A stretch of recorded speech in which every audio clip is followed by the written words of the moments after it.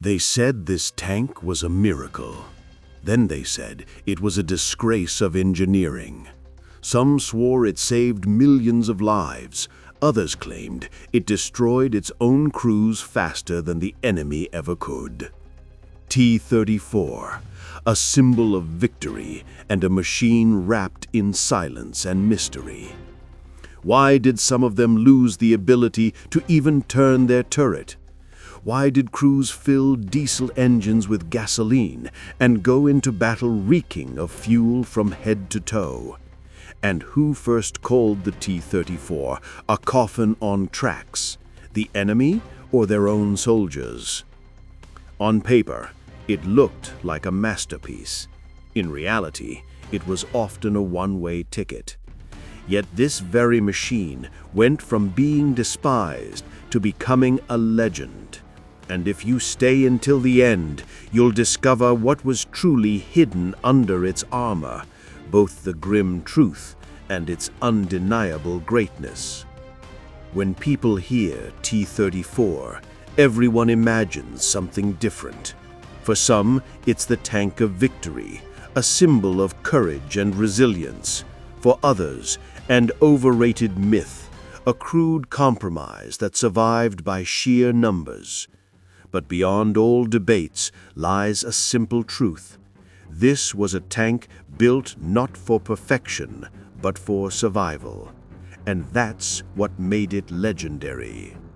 It wasn't born out of peace and planning, but out of fear and urgency. The country knew a great war was coming, and the engineers understood the new tank had to move through mud, fire on the move, and survive what no machine before it ever had. That's how the idea of a mobile, durable, and powerful tank was born, stripped of luxury, built for one purpose: to endure. But between the idea and the battlefield stood chaos. In different years and at different factories, T-34s varied drastically. Some were built precisely, others from whatever materials were available. Factory 183 in Nizhny Tagil produced near-perfect models, smooth welds, strong armor, tight fittings. But those from Factory 112, Krasnaya Sormovo, earned an infamous nickname, the Ugly Ones. Not because of bad workers, but because parts arrived mismatched, armor plates were delayed, batteries were missing, and turrets jammed during tests. Still, these rough tanks were the first to see battle, and the first to be improved. The Sormovo engineers learned fast. By mid-1942, the quality had risen sharply.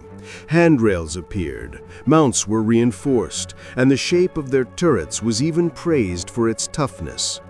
The transformation from desperation to reliability took only months, a perfect reflection of that era's spirit. Once production stabilized, the T-34 evolved. Filters, gearboxes, clutches, all refined. The driver no longer fought with the lever, and engines lasted longer. Its simplicity meant mass production never stopped. Mechanics improved it right on the front line. The T-34 could be fixed in the mud, under shell fire, and that simplicity became its hidden weapon. Western tanks needed workshops. The Soviet T-34 only needed hands and a wrench. Simplicity wasn't weakness, it was strategy. But that same simplicity had a dark side, a cramped fighting space, fuel tanks right beside the crew. One hit could turn the inside into a nightmare. Every tanker knew, if the fuel ignited, there was almost no time to escape. To make things worse, they often used whatever fuel they could find. Gas oil, kerosene, even gasoline. Their clothes reeked of fuel, and a single spark could mean disaster. Later versions tried to fix this, adding partitions, moving tanks, redesigning the layout. But German shells kept evolving faster than Soviet armor. The T-34's armor was a compromise. At the start of the war, its sloped 45mm plates deflected most shells. The Germans were stunned. Their guns couldn't pierce it. But soon cannons grew stronger and armor stopped saving lives. Engineers wanted to thicken it to 75mm, but the suspension couldn't take the weight. To strengthen it further, they'd have to rebuild the whole chassis, which meant halting production. And the front could not wait. So the T-34 fought on. In 1941, for German soldiers, it was a nightmare. Their weapons bounced off, their howitzers missed, and their 88mm guns were rare.